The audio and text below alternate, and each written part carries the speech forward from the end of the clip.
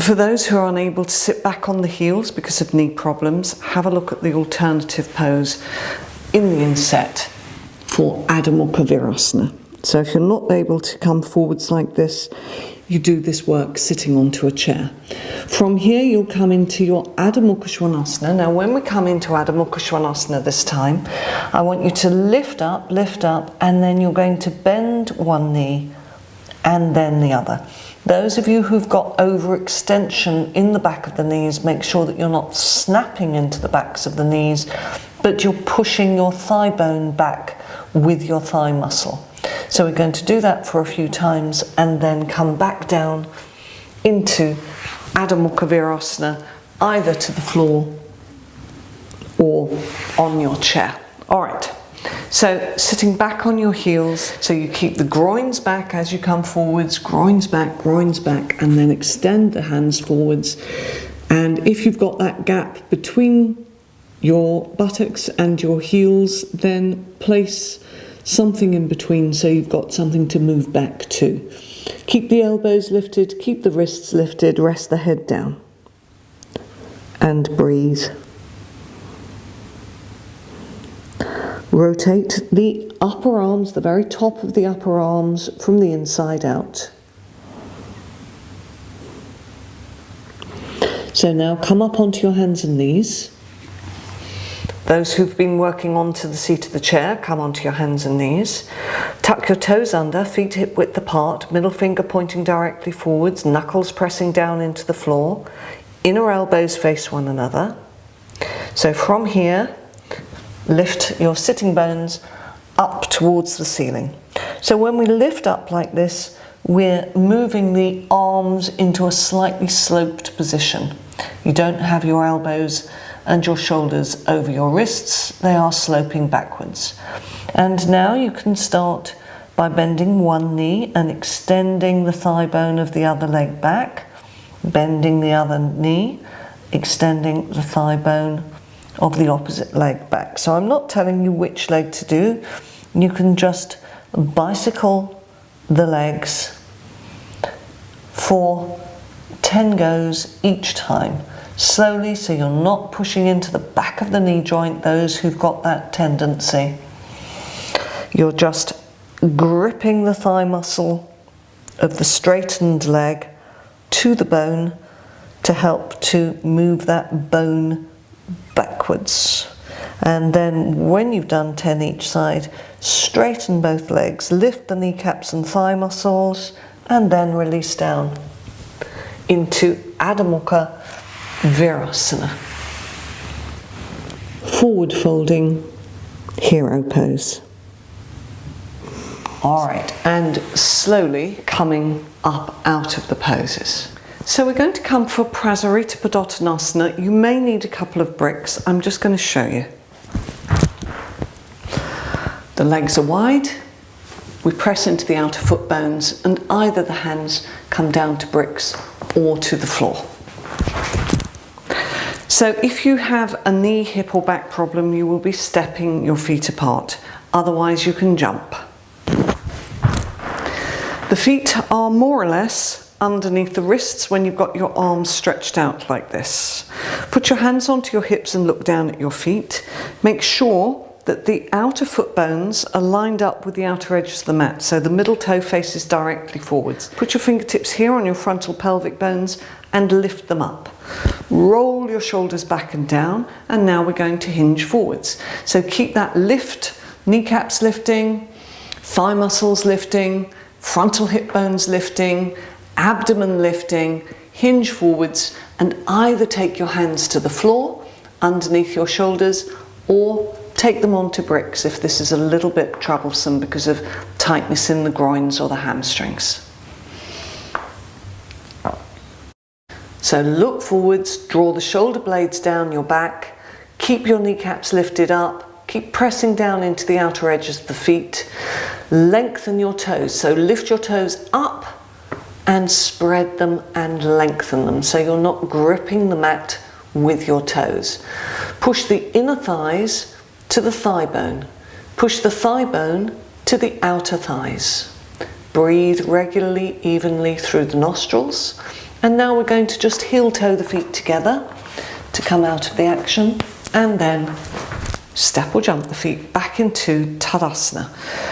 Roll the shoulders back and down, lift your chest and breathe. Okay, so we're going to come for Trikonasana. We'll use the bricks for this, but if you don't have bricks, don't worry about it. You can always just take your hand to your shin.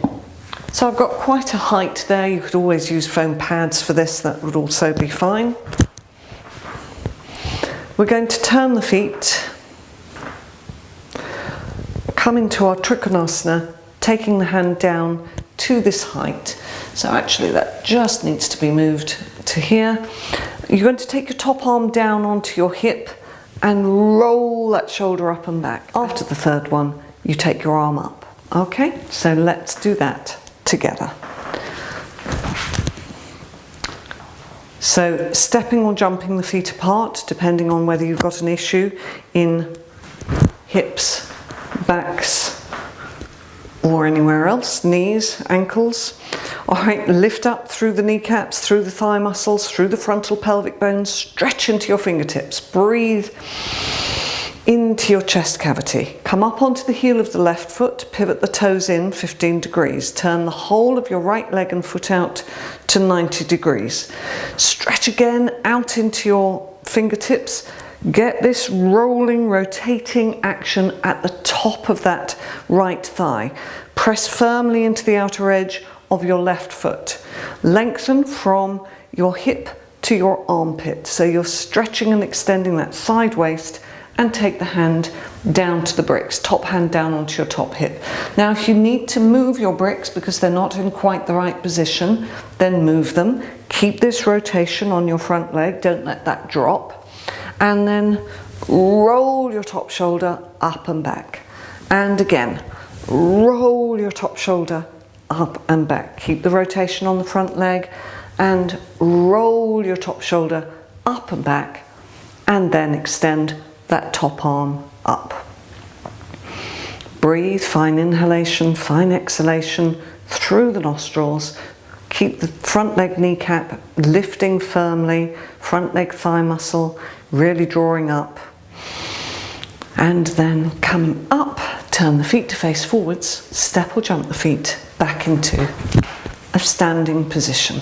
Spread your toes, weight back into the heels, chest lifted. Move your supports. They don't need to go right to the end of the mat because you want them at the level of your outer shin bone. Step or jump the feet, stretch into the fingertips, lift your frontal pelvic bones and let your tailbone feel long and heavy. Breathe through the nostrils. Lift up onto the heel of your right foot. Pivot that in, turn the whole of your left leg and foot out. Just have a look at your support where it is. Maybe you need to move it. You can always bend and soften that front leg to move it into the correct position. But get this rotation. The heel of the front foot should line up with the instep of the back foot. Extend, lengthen into your arms and come down into Trikhnasana. Hold onto that brick, have the heel of the hand onto your brick. If it's not in the correct position, again, you can move it. Top hand down onto your sacrum. That's your right hand down onto your sacrum. And now roll your right shoulder up and back. And again, roll your right shoulder up and back. And again, roll that right shoulder up and back. And then with those actions, extend your top arm up. So when you come into this position and you've got a good alignment in the position, the breath wants to flow into the body. It's been created with enough space in that chest cavity to let the breath really flow in. All right, now use your back leg, active in the inner thigh of the back leg to lift you up out of the pose. Turn the feet to face forwards, step or jump the feet. Stand in Tadasana. Breathe, fine inhalation, fine exhalation through the nostrils. And just have a look at this next pose. Parsvakonasana. So I'm just going to show. So again, we turn the feet, but this time we're bending that front leg. We're lengthening it and extending and coming into the action. Now, for those who have difficulties taking the hand to the floor, you can always rest your arm onto your thigh. Those who have difficulties with this top arm because of shoulder discomfort, either the hand comes back like that, or you just keep the arm up in that direction. Okay, so let's give that a go. Either the classic Parsvakonasana or with the arms in those modified positions. Okay. Stepping or jumping, again, make sure that your feet are even, that they're good distance, same distance from the back of the mat, each heel. Stretch out into your fingertips, lift your frontal pelvic bones. Breathe into your chest and turn your feet. Left foot in slightly, whole of the right leg and foot out completely. Now, anchor down in the outer edge of your back foot, rotate your front leg, bend your front leg, lengthen and extend from the right hip to the right armpit, and take the right hand to the outside of the outer ankle and take the top hand across. Now, sometimes we work with a hand in front, but this is the classic way of working with the hand behind. Those who wish to rest their arm here because it's a little too far to take the hand down, then you can do that. The arm can stay up, the arm can go back if you have difficulties. All right, active in your back leg, lift your inner thigh to the thigh bone, and then use that back leg to lift you up out of the pose. We're going to go straight to the other side now. So right foot turns in, whole of the left leg and foot turn out. Check your alignment. The heel of the front foot should be in line with the instep of the back foot. The back foot, outer foot bone, pressing firmly into the floor. Arms level. Bend your front leg. Don't allow this knee to overshoot the ankle. If it does, you need more space, so that means you shoot the back foot back a little to create more space. Once you're in this pose, if you have your hand to the floor, the thumb goes down as well as all of the fingers, and your left knee moves towards your left inner elbow. Back leg strong and straight. So lift the back leg hip towards the ceiling, frontal hip towards the ceiling, so that you are not dropping forwards with the back leg thigh. Stretch into your arm, breathe, rotate, and then coming up out of the action. Turn the feet to face forwards, step or jump the feet into the center. So just take the feet slightly apart now. Toes spreading, chest lifting, and let the breath steady and settle. All right, so we're going to come for Trikonasana with the arms folded, but for those of you who wish to do in a more classic way, then that will be fine too. So first way of working, we're going to hold on to the right arm with the left hand, then fold, then we jump or step, and with all of those actions that we got in our Trikonasana before, but pulling on the arms to get that length and extension, and then you can take your arms into this position. But for those who find the folded arms action difficult, then the arms just come out to the side and you're going to come into the pose in more of a classic way. All right. So from Tadasana, step or jump. Now hold on, for those who are working in the folded arms action, hold on to the right arm with your left hand, left arm with your right hand. Draw those upper arms down and lift your chest, lift your kneecaps, turn your feet.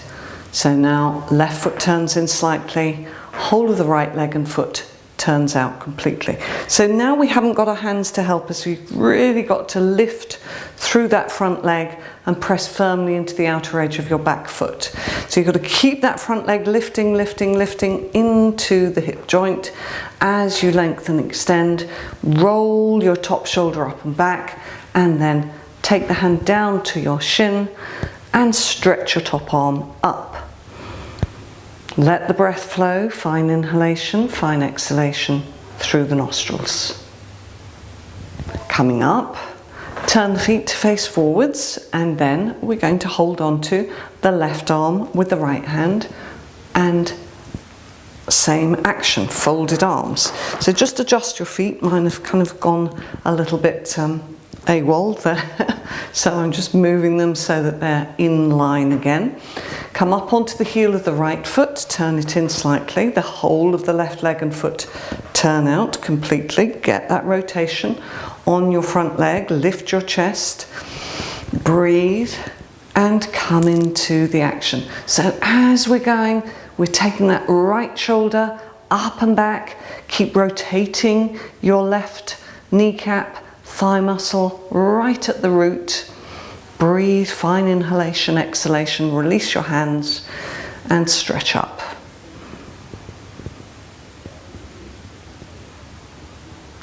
Now, active in your back leg to lift you up out of the pose. Turn the feet to face forwards. Step or jump the feet back into the center. Just recover your equilibrium. Okay, so we're going to come again into Parsvakonasana, and if you wish to work in this way, then you can do so. Otherwise, you can repeat what you've just done. So the hands come here into the Namaskar Asana. We bend and we come into this way. Now, you might wish to stay in this action or repeat what you did before. For some of you, you may be able to hold behind. So I'm going to show this also from behind so you can see the action from behind. A little bit more challenging. So the hands come into the prayer position, the feet turn to the right, we bend, we extend, and then for those who are able to, it's a clasping action behind.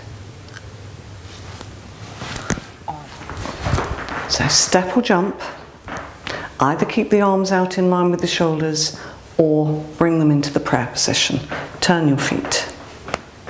So it might be that you can come into this prayer action but not take the arms all the way around, and that's fine. So lengthen and extend your right waist and take your right armpit towards your right thigh. Use your right upper arm to move that right knee back, and for those who are able to, release the hands and see if you can clasp behind. So you can use that to move the right knee back and to remove the right top of the femur head forwards.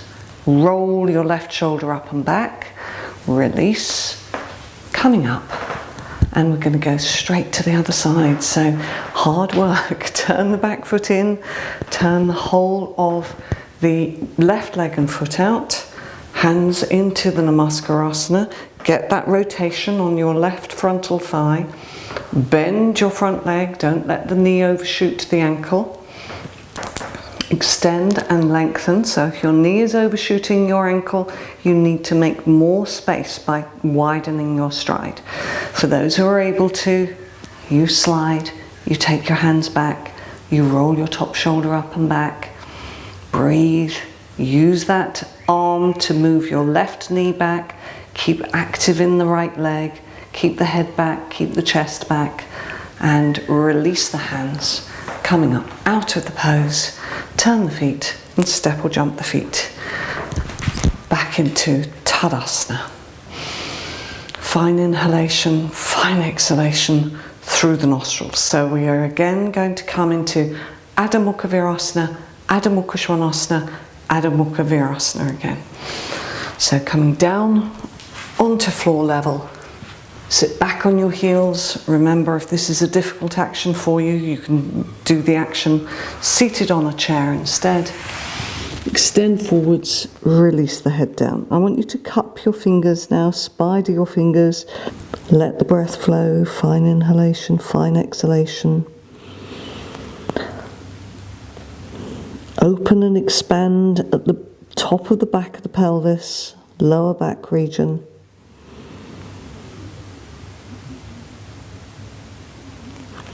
Come up onto your hands and knees, flatten your palms. Lift your frontal pelvic bones up, tuck your toes under. Lift up into your dog head down. Kneecaps lifting, thigh muscles lifting, frontal pelvic bones lifting. Push the root of the thighs back. Let the head and neck release down. And then release down into Adho Mukha Virasana again. Sitting back onto the heels, abdomen back to the spine. So you're getting a very nice opening on your lower back here. Come up onto the fingertips, rest your head down.